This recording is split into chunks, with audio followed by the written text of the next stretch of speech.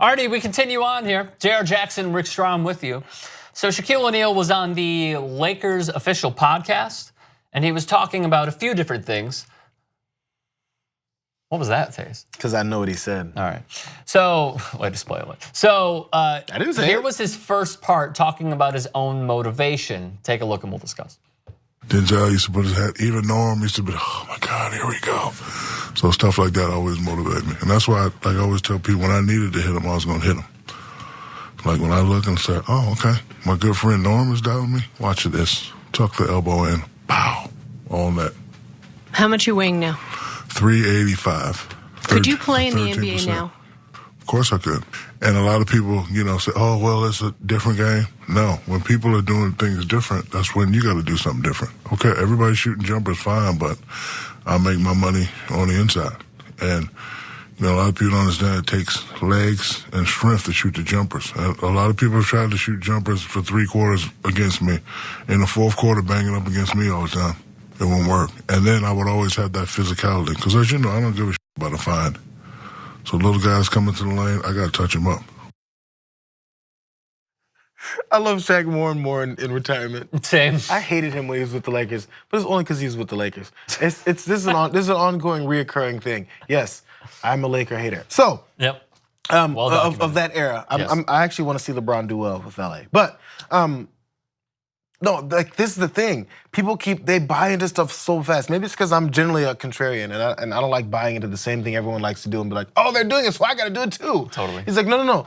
That's where I make my money. And if you want to keep banging up against me, go ahead. But this is not a position that is valued anymore. We value the stretch five. Because that's what everyone decided to become. Shaq's like, you know what? I'm 385 pounds. Why am I going to start stepping out to the 3-point line and start shooting jumpers? You know what I'm going to do? I'm going to make your chest hurt. I'm going to make your legs tired to where you don't want to play me anymore in the fourth quarter. Right, I love that approach. Look, nowhere in the same realm as Shaquille O'Neal. But there was a guy named Hassan Whiteside who we all valued and saying just 2 years ago, this is the next big center in the National Basketball Association, excuse me. And now he can't even find a job. Miami wants to trade him and everyone's like, nope, not on our watch, we're not gonna take him. Because he's a traditional center. He can't shoot. Joel Embiid is the modern day center. Now, Shaquille O'Neal would bust up Joel Embiid down low, but Embiid would also bust up Shaq as well. Because he'd bring Shaq out. That is the entire scenario of every single team, the Daryl Moreys of the world favoring the 3 over the 2. It's simple economics at this point. And that is why Houston went as far as they do, and that's why Golden State are going as far as they go. So I love Shaq. I love retirement Shaq. I loved him when he played. But he's wrong. Hassan Whiteside is 7 feet tall. Yep. Hassan Whiteside outweighs me by 55 pounds. What does he weigh? 265. Man, you're fat. I'm just kidding. He outweighs me by 55 pounds, and the man is 7 feet tall. That's a great physique, by the way. I'm not doubting that. Yes, it is. Shaquille O'Neal just told us he weighs 385 and how many pounds. minutes would he get? 12? But right now, because he's actually out of the league, he would actually have to get in shape. Obviously, we have to go with that. But he's not going to trim down to 265 pounds. No, of course That's not. my point. So, yeah, Joel Embiid can punish you all he wants, like he said, for the first quarter. But when Joel Embiid can't run anymore because he's getting squatted on, I've had to squat against guys playing defense. That gets tiring, extremely tiring. And these guys didn't weigh 350 pounds. Again, he wouldn't get a lot of run at 385. Even at 355, he wouldn't get a lot. So the part of it, Shaq buys into it, but the team would have to buy into it as well, because what they wouldn't do is allow him to do that. So here's the second part of if Shaquille O'Neal would be able to play in the modern day NBA. That's when I know it's over for me, because I don't do roles.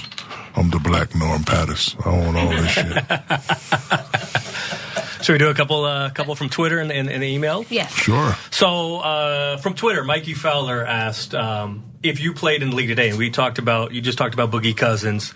There's a couple other back to the basket guys. Embiid can do it a little bit. Karl-Anthony Towns can do it a little bit, but today the league has gone a little bit more towards 3-point shooting. So he wanted to ask if you played in the league today, would you have developed that part of your game? What percentage could you shoot from 3 if you would come up in this era? First of all, if I come in this era, I wouldn't shoot threes. It's not what a big guy's supposed to do. This is what we do every single cycle. When the players who played years ago retire, And it's like, well, my day and my generation. I'd have scored 700 points a game. Yes, exactly. That's all that I hear at this point. So every single big man can run the floor. It's sort of like in hockey, like the game evolves. In hockey, there used to be guys on the fourth line who would do nothing but try to beat the crap out of the other team. And then the NHL got a little bit smarter. And then they were like, wait a minute, we could put guys that maybe aren't as good as our second liners, but we could put them on the fourth line and they could skate right past these fools that are trying to beat their heads off. Oh, yeah, let's just start doing that. So the league became more finesse. That's what I see in the NBA right now. It has evolved for the better. More points are being scored. Big men can run the floor, aside from Boban, who I absolutely adore with the Los Angeles Clippers. But that's even another case in point. He's 7'6". He doesn't even have to jump, and he could dunk a basketball, and he's only getting 20 minutes a run. It's because of where we are right now. All I'm saying is, now, of course, we're talking about a 40-some-odd-year-old Shaq. Of course he can't do it now. But look at videos of running Shaq in 2001, 2000 to 2002 era with the Lakers. I got a prime example. Watch how he runs. Phoenix Suns Shaq, because he could run when he goes into the bench, and everyone breaks apart like Moses is the Red Sea. That's what happens. That man, the dude could run, and he still could punish you. I think he could thrive in today's NBA. I just think so. Do you all agree as well with Jayar Jackson's assessment? Do you believe that we will see this modern day Shaq? Well, I mean, what is he there? He's probably 270. Well, that's a little different. Yeah, that was but I mean, if he got down to 300, then yeah. And he was quick. No, his post moves, he'd put the ball in the hoop in 3 seconds. You didn't know it even happened, and you can't do anything about it. He was going up against Scott Pollard and Brad Miller. Let us know your thoughts. Could he play in the modern day NBA? Greg goes Comment to section tag. below. Subscribe to TYT Sports. Weirdest haircut I've ever seen. Do you know what you could get for $4.99? Maybe 1 pack of Skittles. You know what's better? A lot of content. So download the TYT app, available on iOS and Android.